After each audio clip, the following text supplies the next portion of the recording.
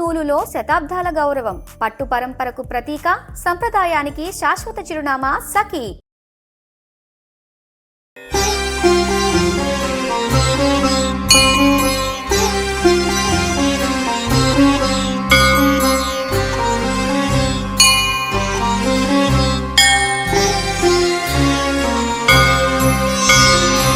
అమలకనకవర్ణం ప్రజ్వలత్ పావకాక్షం అంజనాసు ప్రజావీరపూర్వా సంధ్యా ప్రవర్తతే ఉత్తిష్ట హరిశార్దూల కర్తవ్యం దైవమాహ్నికం. సుమన్ టీవీ ప్రేక్షకులకి నమస్తే. వందేళ్ల ఆలయం సనాతన వైభవానికి స్వాగతం. Sponsored by Sharma gold company. తాకట్టులో ఉన్న బంగారాన్ని విడిపించి ఆ రోజు ఆన్లైన్ రేటుకే మేము కొంటాం. Sharma gold company. ఈ రోజు మనం కర్మన్ ఘాట్కి వచ్చినాం. కర్మన్ ఘాట్ అనగానే అందరికీ తెలుసు కదా, ఆ హనుమంతుని గుడే యాదికొస్తుంది. అసలు నిజంగా దేవుడు ఉన్నాడు, దేవుడు ఆయన గుడిని ఆయన్నే కాపాడుకున్నాడు, సంతాన దేవుడు అంటే నమ్ముతారా? నమ్మాల్సిందే. ఎందుకంటే వేలాది భక్తులకి ఇక్కడ స్వామి సంతాన భాగ్యాన్ని ఇచ్చిండు. అంతేకాకుండా ఆయన గుడిని ఆయన్నే రక్షించుకున్నాడు. అవును, ఆ కథ అంతా నేను చెప్తా. బట్ దానికన్నా ముందు మనం ఒకసారి లోపలికి పోదాము, ఆ స్వామిని దర్శించుకుందాము, తర్వాత ఆ చరిత్ర తెలుసుకుందాం. శ్రీరామ దివ్య చరితామృత స్వాదలోల శ్రీరామ కింకర గుణాకర దీన బంధో శ్రీరామ భక్త జగదేక మహోగ్ర శౌర్య శ్రీ వీర ధీర హనుమంతవ సుప్రభాతం. సుగ్రీవ మిత్ర కవిశేఖర పుణ్యమూర్తి. ఎంత పెద్ద ఉందో గుడి అసలు. ఇది ఒక గుట్ట, ఒక అడవి, అలాంటి ప్రాంతం ఈరోజు ఇంత పెద్ద గుడిగా మనకు కనబడుతుంది అంటే ఎవరి గొప్పతనం, ఈ ముచ్చట కూడా తెలుసుకోవాలి మనం. అంతేకాకుండా గుడి చూస్తే మీకు అర్థమైపోతుంది ఎంత పాతదో. నా వెనకాల అది చూసి ఆ కన్స్ట్రక్షన్ ఎట్లుందో. ఇది చార్మినార్ కూడా కట్టకన్నా ముందు, అంటే చాలా చాలా సంవత్సరాలు, వందల ఏండ్ల ముందు ఈ యొక్క గుడిని కట్టడం జరిగింది. ఈ గుడి కట్టడం చూడండి ఒకసారి. అది ఎంత పాతదంటే అసలు హైదరాబాద్ అనే ఒక నగరము నిర్మించక ముందు నుంచి ఉన్న వందల ఏళ్ళ చరిత్ర కలిగిన గుడి ఈ గుడి. అంతేకాకుండా ఇక్కడ ఆంజనేయ స్వామి ధ్యాన ముద్రలు ఉంటాడు అన్నమాట. మామూలుగానే ఆయన నిత్యము శ్రీరామ జపము శ్రీరామనామము చేస్తూనే ఉంటాడు. సో ఇక్కడ చాలా ప్రశాంతంగా మనశ్శాంతిగా కూర్చొని ఆ రాముడిని జపించుకుంటూ ఉంటాడు. అందరికీ తెలుసు కదా, విష్ణుమూర్తి రాముడైతే ఆంజనేయ స్వామి ఈశ్వరుడు అంటే శివుడు. సో వీళ్ళిద్దరి కాంబినేషన్ ఎప్పుడు కూడా చాలా అందంగా ఉండేది. మన హిస్టరీ మొత్తం చూసుకున్నా కూడా, మన ఏవైతే పురాణ కథలు ఇవన్నీ ఉన్నాయో వాటన్నిట్లో కూడా ఈయనని ఆయన పూజిస్తాడు, ఆయనని ఈయన పూజిస్తాడు. అదే మన యొక్క గొప్పతనం. అంతే కదా, అందుకోసమే పెద్దలు అంటారు మర్యాద ఇచ్చి పుచ్చుకోవాలి అని.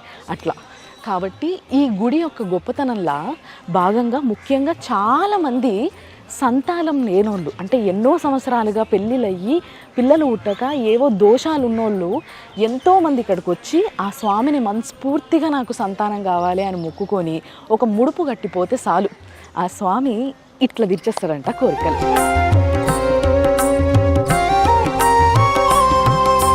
బుద్ధి ప్రదాయక శ్రీ హనుమాన్, జల సంధాయక జై హనుమాన్, భాగ్య ప్రదాత శ్రీ హనుమాన్. సిటీలో ఎవరు ఏ మూలకి బండ్లు కొనుక్కున్నా, కార్లు కొనుక్కున్నా, ఏం కొనుక్కున్నా కానీ ఈ స్వామి దగ్గరికి పూజకి తీసుకొస్తారు. మీకు తెలుసు కదా, సిటీలో తాడ్బండి ఆంజనేయ స్వామి గుడికి పోయినాం చూసిరా మనం, ఆడికి కూడా ఇట్లనే ఆంజనేయ స్వామి దగ్గర బండ్ల పూజ చేపిస్తారు. ఈడ కూడా అదే రేంజ్లో చాలామంది బండ్లు పట్టుకొని వచ్చి పూజలు చేయించుకుంటారు. కొత్త బండి అయినా సరే పాత బండి అయినా సరే స్వామి దగ్గరికి వచ్చి బండి పూజ చేయించుకుంటే అభయం ఇచ్చే స్వామి కదా, అందుకోసమే ఆయన దగ్గరికి వచ్చి పూజ చేయించుకొని పోయిన తర్వాతనే నడుపుకుంటారు అన్నట్టు. అది పద్ధతి. చూసిండ్రా, మనకి మనం తిరిగే ఈ పాత గుళ్ళు ఏవైతే ఉంటాయో ఆ గుళ్ళు అన్నిట్లల్లో కూడా ఇలాంటి పిల్లర్స్నే చూస్తుంటాం మనం. అంటే ఇవన్నీ కూడా రాయి పిల్లర్లు, ఏదో కలర్ అంతా ఒకలా ఉండాలని తర్వాత కలర్ వేసారే తప్పితే ఇది కానీ ఇప్పుడు మెయిన్గా మనం లోపలికి పోతున్న అసలు గుడి ఏదైతే మండపం ఉన్నదో ఈ గర్భగుడి కానీ ఇదంతా కూడా మొత్తం రాయే. కంప్లీట్గా రాళ్లతోని కట్టిన గుడి. దాని తర్వాత చుట్టుముట్టు ఏదైతే ఎక్స్టెన్షన్ ఉందో అది మాత్రం తర్వాత కట్టారు. మదహర శ్రీ హనుమాన్, లంకా విదాహక జై హనుమాన్, సంకట మోచక శ్రీ హనుమాన్. నా వెనకాల కనబడుతున్నది ప్రధాన ఆలయం అన్నట్టు. అయితే ఆ దేవాలయం లోపలికి పోయే ముందు, ఆ గర్భగుడి లోపలికి పోయే ముందు ఈ చుట్టుముట్టు కూడా మిగతా దేవుళ్ళకి ప్రతిష్ఠ జరిగింది, పూజలు జరుగుతున్నాయి, అభిషేకాలు జరుగుతున్నాయి, చాలా వైభవంగా జరుగుతుంది. అంతేకాకుండా ఇక్కడ ఒక రావి చెట్టు ఉంది. ఈ రావి చెట్టు కూడా చాలా స్పెషల్. చూస్తే మీకు అర్థమైపోతుంది. చాలా పాత చెట్టు, ఎన్నో ఏండ్లు ఉన్న చెట్టు. దాని కింద వినాయకుడి విగ్రహాలు ఉన్నాయి. అంతేకాకుండా చాలామంది ఇక్కడ భక్తులు ఇట్లా తెలుసు కదా మీకు, దారం చుట్టి వాళ్ళ కోరికని, వాళ్ళ మొక్కుని మొక్కుకుంటూ ఇట్లా చుట్లు తిరుగుతారు దీని చుట్టూ చాలామంది కూడా. సో నేను మీకు ఇంతకుముందు చెప్పినట్టుగా ఎప్పుడైనా కానీ రావి చెట్టుని కానీ, యాప చెట్టుని కానీ, మేడి చెట్టుని కానీ ముట్టుకుంటే శనివారం రోజు మాత్రమే ముట్టుకోవాలి. కాబట్టి ముట్టుకోకుంటే ఇప్పుడు మొక్కుంటే తిరిగేద్దాం మనం. శ్రీత సేవిత పద శ్రీ హనుమాన్, జిత రావణ మద జై హనుమాన్, సజ్జన రక్షక శ్రీ హనుమాన్, దుర్జన రక్షక జై హనుమాన్, శ్రీ హనుమాన్ జై హనుమాన్ జై జై. ఈ చెట్టు తర్వాత ఎదురుగానే శ్రీ జగన్నాథ స్వామి గుడి ఉన్నది. ఇది కూడా చాలా పాతది. అయితే ఇక్కడ పూరిలో ఎట్లయితే జగన్నాథ స్వామి కనబడతాడో సేమ్ అదే విగ్రహాలు ఈడ స్వామికి కనిపిస్తున్నాయి అన్నమాట. సో స్వామితో పాటు మీకు తెలుసు కదా, పూరి జగన్నాథ స్వామి అనగానే ఆ జగన్నాథుడితో పాటు బలరాముడు, సుభద్రాదేవి కూడా ఇక్కడ ఉంటారు. కాబట్టి వాళ్ళని కూడా మనం ఇక్కడ దర్శించుకోవచ్చు.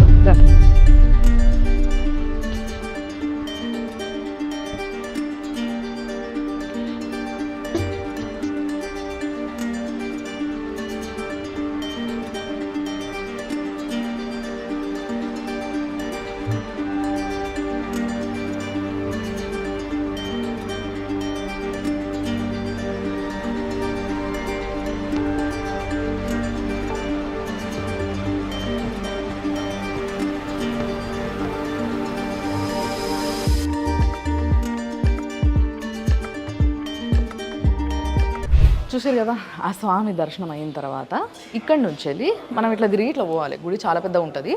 అయితే ఇదంతా కూడా పాత కట్టడం కాబట్టి కంప్లీట్గా ఎక్కడ కూడా సిమెంటు గిమెంటు ఏం లేకుండా రాళ్ళు ఒకదాని మీద ఒకటి కూసబెట్టి దానికి ఒక స్ట్రక్చర్ ఇచ్చి తయారు చేసింది. ఇంకోటి ఏంటంటే పాత గుళ్ళల్లో హైట్ తక్కువ ఉంటుంది. మీరు బాగా గమనిస్తే ఈ హైట్ కూడా చాలా కిందికి ఉంటుంది. ఇదే కాకుండా గర్భగుళ్ళకి అంటే స్వామి దగ్గరికి పోయే ఏదైతే ద్వారం ఉంటుందో అది కూడా హైట్లో చాలా చిన్నగా పొట్టిగా ఉంటుంది. ఎందుకు అంటే స్వామి దగ్గర పోయేటప్పుడు మనం తలంచుకొని పోవాలని, తలెత్తుకొని కాకుండా తలంచుకొని లోపలికి ఆ స్వామి జున్నికి పోవాలని చెప్పేసి గుళ్ళన్నీ కూడా అప్పట్లో అట్లా డిజైన్ చేసేటోళ్ళు. ఇంకా చూసారు కదా, ఈ మండపం కూడా కంప్లీట్గా రాయితోనే. అంటే అప్పట్లోనే చాలా పెద్ద గుడి ఇది.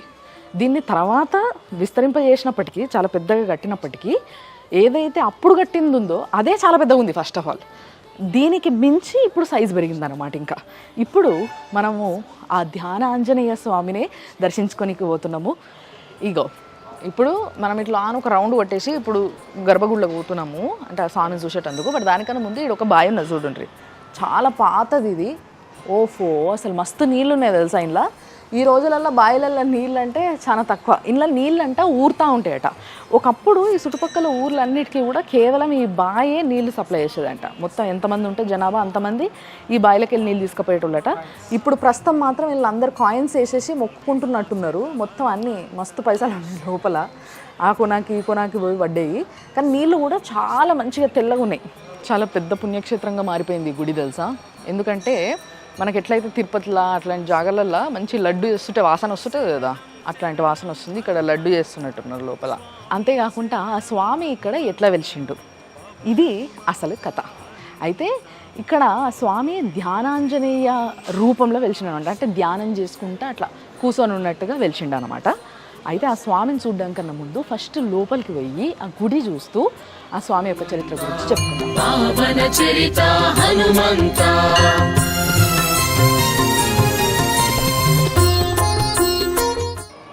ఇగో ఇది మెయిన్ గుడి. అంటే మొట్టమొదట చెప్పినా కదా, హైదరాబాద్ కూడా నిర్మించక ముందు కట్టిన గుడి. అయితే ఈ గుడిలో కూడా లోపలికి ఫస్ట్ ఎంటర్ కాగానే మీ అందరికీ తెలిసిందే కదా, ఫస్ట్ వినాయకుడిని మొక్కోవాలి. కాబట్టి ఇక్కడ ఆ వినాయకుడు ఉన్నాడు. వినాయకుడిని మొక్కొని తర్వాత ఆ స్వామిని చూసేటందుకు పోదాం.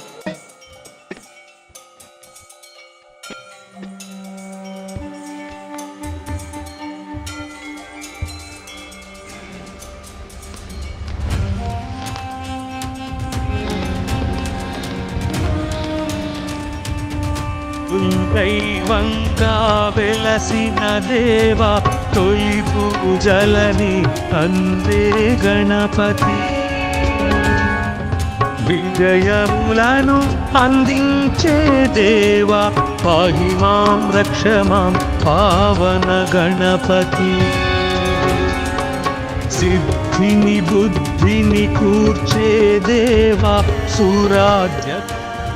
చూసారు కదా, వినాయకుడి దర్శనం అయితే అయిపోయింది. ఫస్ట్ వినాయకుడి దర్శనం చేసుకోకపోతే మనం ఏడిపోయినా కూడా ఏం లాభం చెప్పరు, అందుకోసమే. అండ్ ఇంకొకటి ఏంటంటే ఇక్కడ వినాయకుడికి కూడా ఒక స్పెషాలిటీ ఉంది.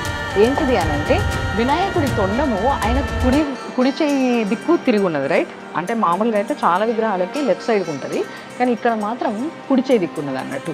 ఇట్లుంటే ఇట్లా కోరుకున్న కోరిక ఎమ్మటే తీర్చేస్తాడు అన్నట్టు. అంటే కార్యసిద్ధి, అంటే మనం ఏదనుకుంటే అది ఎమ్మటే ఇట్లా తీర్చేసే దేవుడే ఈ వినాయకుడు. కాబట్టి ఇక్కడ ఈ వినాయకుడికి కూడా స్పెషాలిటీ ఉంది. కాబట్టి చాలామంది ఫస్ట్ వచ్చి ఇక్కడ వినాయకుడిని మొక్కోవడము, దాని తర్వాత ఆంజనేయ స్వామి దగ్గర కూడా జరుగుతుంది. మనం ఇప్పుడు దర్శనం చేసుకున్నారు కదా, మీరు కూడా ఇప్పుడు లోపల పోదాం. సంధించే దేవా పాహి మాం రక్ష మాం పావన. లోపల ఆరతి అవుతున్నట్టున్నది, గనగన గంటలు వినబడుతున్నాయి చూసిరా. ఇక తర్వాత మనం అక్కడ ఆ స్వామిని దర్శించుకున్న తర్వాత ఇంకోటి ఏంటంటే ఇక్కడ వినాయకుడికి సంకష్ట చతుర్దశి అవుతుంది కదా ప్రతి నెల ఒకసారి. అప్పుడు కంపల్సరీ ఇక్కడ చాలా అంటే చాలా ఘనంగా పూజలు జరుగుతాయంట. ఎటువంటి కోరిక గట్టిగా కోరుకున్నా ఎమ్మటే తీరుతుందట. ఇక ఇప్పుడు ఇక్కడున్న ఈ ధ్యానాంజనేయ స్వామి ఎప్పుడు వెలిసిండు అంటే ఎప్పుడో వెలిసిండు, కానీ మనకి చాలా లేట్గా తెలిసింది. అది ఎప్పుడు జరిగింది అనే విషయము ఇక్కడ చిన్నగా ఒక చిన్న బోర్డు పైన పెట్టారు. అక్కడ నుంచే మొదలు పెడదాం మనం. 1143వ సంవత్సరంలోనట కాకతీయ రాజు రెండో ప్రతాపరుద్రుడు ఎవరైతే ఉన్నారో ఆయన సైన్యం మొత్తం వేసుకొని వేటకని చెప్పేసి వచ్చిండట. అప్పుడు ఇక్కడ దీన్ని లక్ష్మణగూడెం అనేటోళ్ళంట. ఈ జాగాని మొత్తం కూడా లక్ష్మణగూడెం అని పిలిచేటోళ్ళు. సో ఈ అరణ్య ప్రాంతంలోకి ఆయన సైన్యాన్ని వేసుకొని అట్లా అని ఒకసారి వేటకు వచ్చిండట. అట్లా వేటకు వచ్చినప్పుడు కొంచెం సేపు అలసిపోయి ఇక్కడ ఒక గుట్టలాగా ఇట్లా కుండలాగా ఉంటే దాని మీద అట్లా అలసిపోయి అట్లా ఒరిగిండంట. జర్రసేపు అట్లా కన్నిట్లా జర్ర వాలుద్దామని చెప్పేసి అట్లా ఒరిగిండట. ఒరగంగానే లేనాయన ఇంకా అని చెప్పి ఒక సౌండ్ వినిపించిందంట. వెంటనే ఎవరో పిలిచారు నన్ను అని చెప్పేసి టక్కున లేచి మొత్తం అసలు ఎక్కడి నుంచి సౌండ్ వచ్చిందని ఎత్తుకుతా ఉన్నాడంట ఆయన. అట్లా ఎతకడంతో ఒక దగ్గర ఒక చెట్టు తొర్రల హనుమంతుని విగ్రహం కనబడ్డదంట. అక్కడ ఆ హనుమంతుడు ధ్యానముద్రల అంటే ఆయన ధ్యానం చేస్తూ ధ్యానముద్రల హనుమంతుడు కనిపించిండంట. అట్లా దర్శనమిచ్చిన స్వామికి ఆయనకి తోచినన్ని పూజలు చేసుకొని మనస్ఫూర్తిగా మొక్కుకొని అక్కడి నుంచి ఆ ప్రతాపరుద్రుడు వాళ్ళ భవనానికి వెళ్ళిపోయిన తర్వాత రాత్రి ఆయన నిద్రపోయిన తర్వాత ఆంజనేయ స్వామి కళలు కనిపించిండంట. దానికి సంబంధించిన చిత్రం కూడా ఇక్కడ వేసారు, దాని స్టోరీ కూడా కింద రాసినారు. సో కళలో ఆంజనేయ స్వామి కనిపించి ఇక్కడ నేనున్నా, కానీ నేనున్నా అని భక్తులకి తెలియలేదు, కాబట్టి నువ్వు నాకు ఒక గుడి కట్టు, భక్తులందరూ నన్ను చూసేలాగా సదుపాయాలు పెట్టు, కాబట్టి అందరు వచ్చి నన్ను దర్శించుకోగలుగుతారు అని చెప్పేసి ఆ రెండో ప్రతాపరుద్రుడికి ఆయన ఆదేశాన్ని ఇచ్చిండు అనమాట.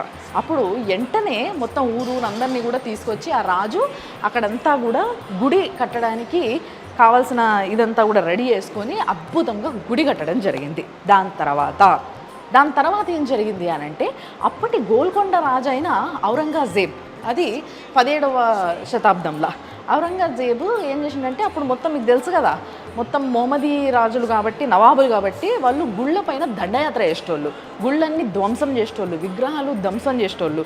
అట్లా దండయాత్ర చేయనీకి అని చెప్పి పోయిర్రు. ఆ దండయాత్ర భాగంలో ఈ గుడికి కూడా వచ్చిర్రు అనమాట. ఈ గుడికి కూడా వచ్చినప్పుడు ఆ సైన్యం మొత్తం వచ్చి ఈ గుడిని ధ్వంసం చేయనీకి ట్రై చేసినప్పుడు వాళ్ళతోని కాలేదు. చూసారు కదా, వాళ్ళు ఎంత కష్టపడ్డా కూడా ఎక్కడోళ్ళు అక్కడ పడిపోయారే తప్పితే వాళ్ళతో కాలేదు. మొత్తం జనాలందరినీ కొట్టిండ్రు, ఈ విగ్రహాలు పిల్లర్స్ ఇవన్నీ కూడా వలగొట్టిర్రు, కానీ వాళ్ళకి అది కాని పని అయిపోయింది. అప్పుడు ఇది ఎట్లా సాధ్యం కాదు, అసలు అట్లెట్లా ఈ గుడిని ధ్వంసం చేయలేకపోతుర్రు నా సైన్యము అని చెప్పేసి ఆ యొక్క ఎవరైతే ఔరంగజేబు ఉన్నాడో అప్పటి రాజు ఆయన్ని గుడికి వచ్చిండనమాట. ఆయనే గుడికి వచ్చి ఆయన వీరత్వాన్ని చూపిద్దామని చెప్పేసి ఆయన్నే పలగొట్టేస్తా అని చెప్పేసి ఫుల్ కాన్ఫిడెంట్గా వచ్చిండు. కానీ అప్పుడు ఏమైంది అని అంటే పలగొట్టడానికి లోపలికి వస్తున్న సమయంలో వెంటనే ఆయనకి ఆంజనేయ స్వామి యొక్క సౌండ్ వినబడ్డదట. ఏమని తెలుసా? ఏ రాజన్ అగర్ తుమార్కో ఏ మందిర్ తోడ్నా హేతో తుమారా మన్ గట్ కర్లో అని చెప్పేసి వినిపించిందంట. ఆ సౌండ్ ఎప్పుడైతే వినిపించగానే వెనకకి తిరిగి చూస్తే ఆంజనేయ స్వామి భారీ రూపంలా కనిపించిండట. ఇగో అదే ఇక్కడ కనిపిస్తున్న బొమ్మ చూసారు కదా. సో ఆంజనేయ స్వామి రూపము అంత పెద్దగా, అంటే ఒక పెద్ద మర్రి చెట్టు కన్నా కూడా పెద్ద రూపంలో ఆంజనేయ స్వామి దర్శనం ఇచ్చిండు అనమాట ఆయనకి.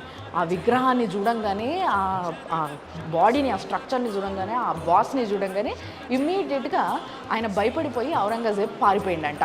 అయితే ఇక్కడ ఇంకో విషయం మాట్లాడుకోవాలి. ఏంది అనంటే, ఏదైతే సౌండ్ వినిపించిందో ఔరంగజేబ్కి, ఆ సౌండ్ ఏందో నేను ఇప్పుడు మళ్ళొకసారి చెప్తా. అక్కడనే మీకు ఈ ప్రాంతానికి, ఈ స్థలానికి పేరెట్లొచ్చిందో మీకు అర్థమైపోతుంది.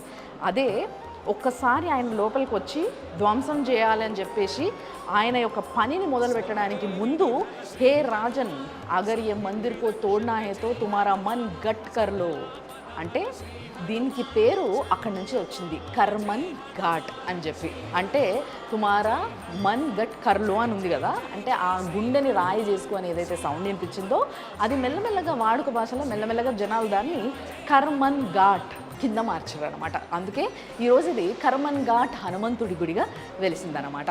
ఇక చూసారు కదా, ఇప్పుడు లోపల ఏదైతే మూర్తి ఉందో, ఆ స్వామి ఏ విధంగా అయితే వెలిసిండో అదే ఫోటో ఇక్కడ కనబడుతుంది. ఆయన మంచి ధ్యాన ముద్రలు ఉంటాడు, అది చాలా స్పష్టంగా కనిపిస్తుంది. ఇక్కడికి చాలామంది సంతానం కోసం వచ్చి మొక్కుకునేటోళ్ళు ఉంటారు.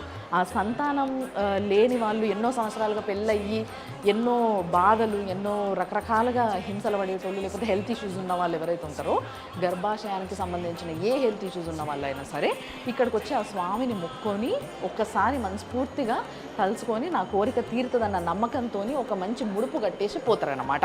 ఆ ముడుపులు కూడా నేను చూపిస్తాను. బట్ దానికన్నా ముందు ఈ కథ అయిన తర్వాత వెంటనే పోయి ఆ స్వామి దర్శనం చేసుకోవాలనిపిస్తుంది కదా.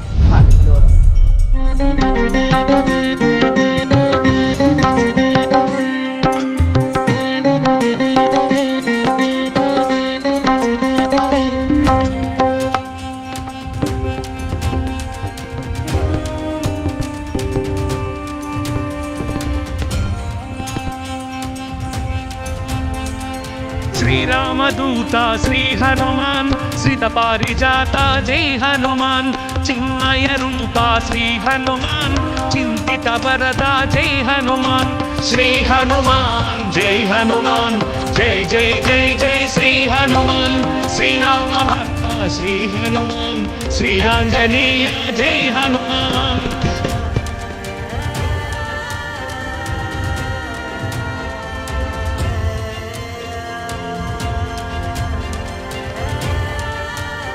అంజని తనయా శ్రీ హనుమాన్ అమృత గుణగణ జై హనుమాన్ అనిల పుత్రక శ్రీ హనుమాన్ అమిత పరాక్రమ జై హనుమాన్ శ్రీ హనుమాన్ జై హనుమాన్ జై జై జై జై శ్రీ హనుమాన్ శ్రీరామ భక్త శ్రీ హనుమాన్ శ్రీ ఆంజనేయ జై హనుమాన్.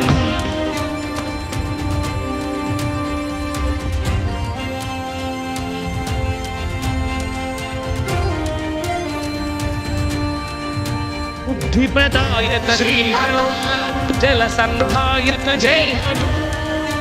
స్వామిని ఒక్కసారి మంచిగా చూడండి. విగ్రహము ఎంత పెద్దగా ఉందో, భారీ విగ్రహము, మంచిగా నిండు మొహము. ఆ మొహానికి చుట్టూ కూడా వెండితోని మంచిగా వేయించిన ఇట్లా కిరీటము, అది ఫేస్ అంతా కూడా అంటే మామూలుగా ఆ స్వామి యొక్క ముఖం ఏ విధంగా ఉంటుందో అదే విధంగా తీర్చిదిద్దింది.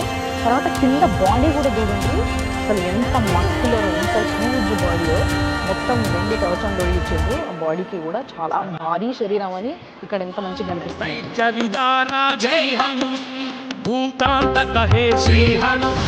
మరి ఆంజనేయ స్వామి దర్శనం అయితే అయింది. దర్శనం తర్వాత నిత్యం ఇక్కడ ప్రతి క్షణం పూజ చేసుకుంటా ఆ స్వామి సేవల నిత్యం కొలువై ఉన్న ఇక్కడ పంతులు గారితో మాట్లాడదాం. ఆయన పాల శంకర్ శర్మ గారు. స్వామి నమస్తే. ఆశీర్వాదం. ఎప్పటి నుంచి మీరు ఇక్కడ చేస్తున్నారు స్వామికి సేవలు? ఇక్కడ 1988 నుండి 88 నుంచి స్వామి సేవలు ఉన్నారు. అంటే తప్పకుండా ఆ స్వామి 36 సంవత్సరాలుగా మీరు ఇక్కడ స్వామి సేవలు ఉన్నారు అంటే ఆ స్వామి తప్పకుండా మీకు ఎప్పుడో దర్శనం ఇచ్చే ఉండాలి. మీకు ఎప్పుడైనా ఆ అనుభూతి కలిగిందా? ఎప్పుడైనా కలిగింది. ఎందుకంటే స్వామివారి సన్నిధిలో నిత్యం ఉంటాము కాబట్టి బ్రాహ్మీ ముహూర్తంలో అంటే ఉదయాన్నే సూర్యోదయంలోకి వచ్చి స్వామివారికి సేవ చేసుకుంటాము కాబట్టి, భక్తి శ్రద్ధలతో చేసుకుంటాము కాబట్టి, స్వయంభువు కాబట్టి స్వామివారు మాకు చాలా అనుభూతులు ఉన్నాయి. భక్తితో నిష్ఠతో చేసినటువంటి కార్యక్రమంలో భాగంగా మాకు ముఖ్యంగా ఆరోగ్య విషయంలో కానండి, మా సొంతంగా మాకు ఎన్నో రకాల ఆరోగ్య సమస్యలు ఉన్నాయి ఎన్నో సంవత్సరాలుగా. అయినా ఉదయం లేవడంతో మనకి ఎన్నో తలనొప్పులు కానివ్వండి, లేకుండా శారీరక బాధలు, బీపీ, షుగర్లు ఇటువంటి ఏమున్నా సరే స్నానం చేసి తల స్నానం చేసి ఇక్కడికి స్వామివారి సేవలో నిమగ్నమైన వెంటనే అవన్నీ కూడా మాయమైపోతాయి. అంటే ఆ బీపీ కానీ, షుగర్లు కానివ్వండి, ఇతరత్ర శారీరక బాధలన్నీ కూడా దూరమైపోతాయి. స్వామివారి సేవలో ఆనందంగా స్వామివారికి భక్తి శ్రద్ధలతో స్వామివారిని చేసుకుంటాము, సేవ చేసుకుంటాము. స్వామివారికి మరి ఇక్కడ అభిషేకం చేసుకుంటాము. ఓకే, ప్రతిరోజు అభిషేకం జరుగుతుంది. ప్రతిరోజు ఇక్కడ విశేషం ఏమిటంటే స్వామివారికి ఇష్టమైనటువంటి సింధూర లేపనం, సింధూరంతో అభిషేకం. అదేవిధంగా కేవలం సింధూరంతో కాకుండా స్వామివారికి మొదటగా శుద్ధోదకంతో అంటే నీళ్లతో, తర్వాత పంచామృతం అంటే పాలు, పెరుగు, తేనె, నెయ్యి, చక్కెర మొదలగు పదార్థాలతో స్వామివారికి అభిషేకించి ఆ తర్వాత స్వామివారికి ఇష్టమైనటువంటి సింధూరము అంటే దాని లేపనము అంటే స్వామివారికి సమర్పించడము, సింధూరం సమర్పించడము. అదేవిధంగా స్వామివారికి ఇష్టమైనటువంటి ఆకు పూజ కూడా నిత్యము జరగటము. ఆ తర్వాత స్వామివారికి బాలభోగము, మంత్రపుష్పము, అష్టోత్తరము, ఆ విధంగా తీర్థప్రసాద గోష్ఠి ప్రతిరోజు కూడా 360 రోజులు ఇక్కడ ఎక్కడా లేని విధంగా స్వామివారికి విశేషంగా బ్రాహ్మీ ముహూర్తంలో సుప్రభాత సహిత అభిషేకం జరుగుతుంది. అంటే స్వామివారికి ఆంజనేయ స్వామికి శనివారం, మంగళవారం ఇష్టం, ఆ రోజుల్లోనే అభిషేకం జరుగుతుంటుంది.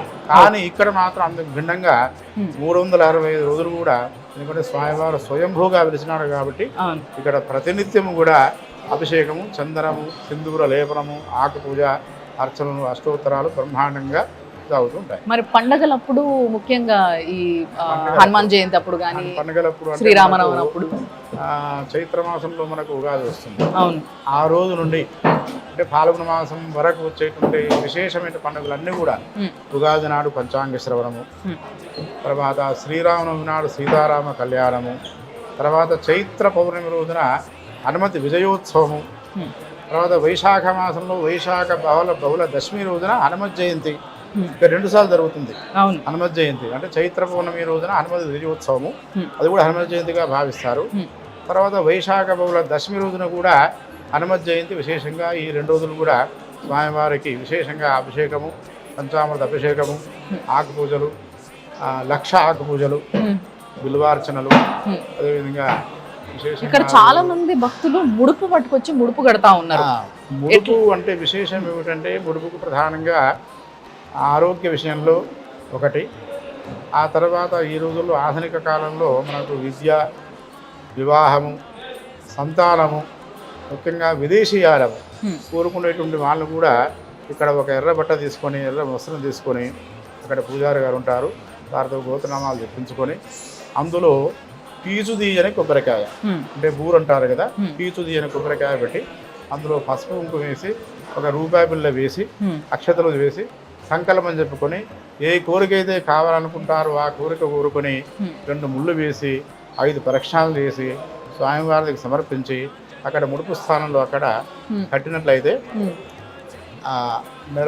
కోరికలు ఏవైతే ఉంటాయో నెరవేరుతాయి. విద్య, వివాహము, సంతానము, విదేశీయానము, ముఖ్యంగా దీర్ఘకాలిక రోగాలు ఇవన్నీ కూడా నశించిపోతాయని భక్తుల యొక్క ప్రగాఢ విశ్వాసము.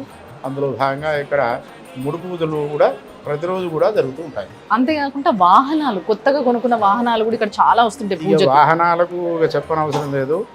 ఇక్కడ విశేషంగా అన్నిటికంటే ప్రధానమైనటువంటి పూజలు వాహన పూజలు. ఇప్పుడు హైదరాబాదే కాకుండా, జంట నగరాలే కాకుండా, తెలంగాణ కాకుండా, ఆంధ్రప్రదేశ్ కాకుండా యావత్ భారతదేశంలో వాళ్ళు కూడా ఇక్కడికి వచ్చి వేరే రాష్ట్రాలు కూడా వచ్చి, ఇతర రాష్ట్రాలు కూడా వచ్చి ఇక్కడ వాహన పూజ చేయించుకుంటే మనకు సురక్షిత సుఖ ప్రయాణం జరుగుతుందని భక్తుల యొక్క విశ్వాసం. కాబట్టి నూతన వాహనం తీసుకున్నటువంటి ప్రతి వారు కూడా ఇక్కడికి వచ్చి ద్విచక్రం కానివ్వండి, చతుశ్చక్రం కానివ్వండి, ఏదైనా సరే బండి తీసుకున్నప్పుడు ఆ వాహనాన్ని తీసుకొచ్చి ఇక్కడ ఆంజనేయ స్వామి ప్రాంతంలో ఉన్నటువంటి వాహన ఆంజనేయ స్వామి సమీపంలో షెడ్డు కింద పూజ చేయించుకున్నట్లయితే ఆ యొక్క భక్తులకు సురక్షితమైనటువంటి ప్రయాణం జరుగుతుందని, క్షేమంగా ఆ బండి నుండి ఎటువంటి ప్రమాదం జరగదని భక్తుల యొక్క విశ్వాసము.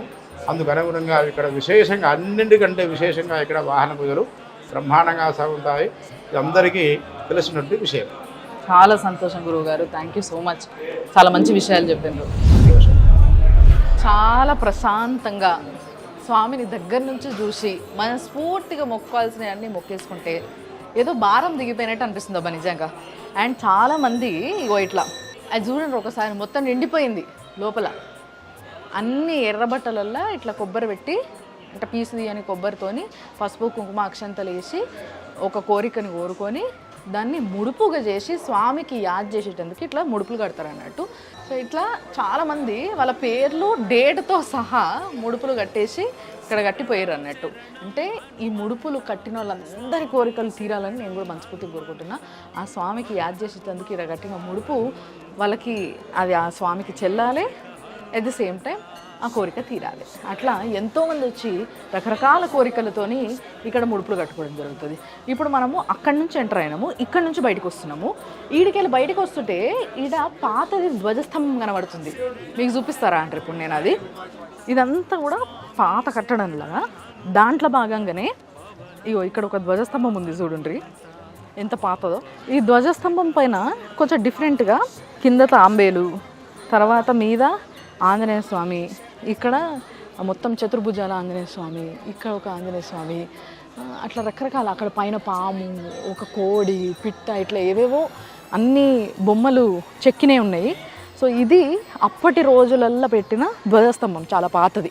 ఇక్కడ తర్వాత కొత్త ధ్వజస్తంభం పెట్టినట్లేదు, అన్నీ కూడా పాతవే ఉన్నాయి ఆ గుడికి. కానీ ఇక్కడ ఒకటి నా వెనకాల ఒకటి ఉంది చూసారా, అది కొత్తగా పెట్టింది, బట్ దాని వెనకాల ఇంకో పాతది ఉంది మళ్ళీ. సో ఇట్లా ధ్వజస్తంభాలు కూడా చాలా పాతవి అట్లనే ఉన్నాయి. ఆ పాతకాలంలో ధ్వజస్తంభాలు అన్నీ కూడా ఇట్లనే ఉండేటివి, ఆ పైన ఏమి ఉండేది కాదు, అట్లా మొత్తం అక్కడి వరకు ఒక పిల్లర్ లాగా ఉండేది అనమాట.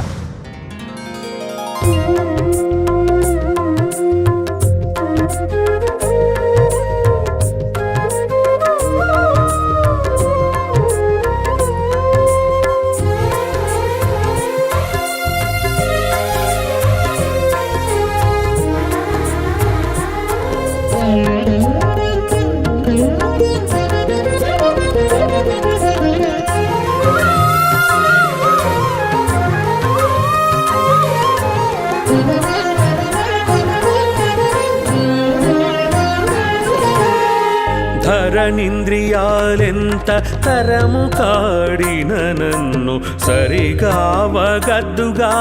చూసారు కదా, ఇది ఆ కర్మన్ ఘాట్ హనుమాన్ స్వామి యొక్క గొప్పతనము, ఆయన చరిత్ర. ఇంకొక విషయం చెప్పనా నేను, ఈ గుళ్ళ రాత్రి పూట కొంతమంది ఎవరైనా అనుకోకుండా వచ్చిన వాళ్ళు, లేకపోతే ఈ చుట్టుపక్కల తిరిగేటోళ్ళు కొంతమందికి మాత్రమే ఒక అనుభూతి కలుగుతుందట. ఏమని అనంటే, ధ్యానాంజనేయ స్వామి కదా ఆయన, సో ధ్యానం చేస్తూ కూర్చుంటాడు కాబట్టి ఎప్పుడో ఒక అర్ధరాత్రి రామ్ అని ఇట్లా సౌండ్ వినిపిస్తూ ఉంటుందంట. అలాంటి సౌండ్లు ఇన్నోళ్ళు కూడా కొందరు ఉన్నారు. అంత గొప్ప చరిత్ర కలిగిన గుడి, ఎన్నో కోరికల్ని కొంగు బంగారం లెక్క తీర్చే స్వామి ఆ ధ్యానాంజనేయ స్వామి. చూసారు కదా, ఇలాంటి గుడికి తప్పకుండా ప్రతి ఒక్కరు వచ్చి మొక్కుకోవాలి. కాబట్టి ఈ గుడి యొక్క డీటెయిల్స్ మా వాళ్ళు మంచిగా మ్యాప్లో చూపెడతారు మీకు. లేదనుకుంటే సింపుల్గా గూగుల్ మ్యాప్స్లో మీరు కర్మన్ ఘాట్ హనుమాన్ టెంపుల్ అని పెట్టుకున్నా కూడా మీకు ఈ గుడి యొక్క దారికి మంచిగా చూపిస్తుంది, అది గైడ్ చేస్తుంది, వచ్చేసేయచ్చు.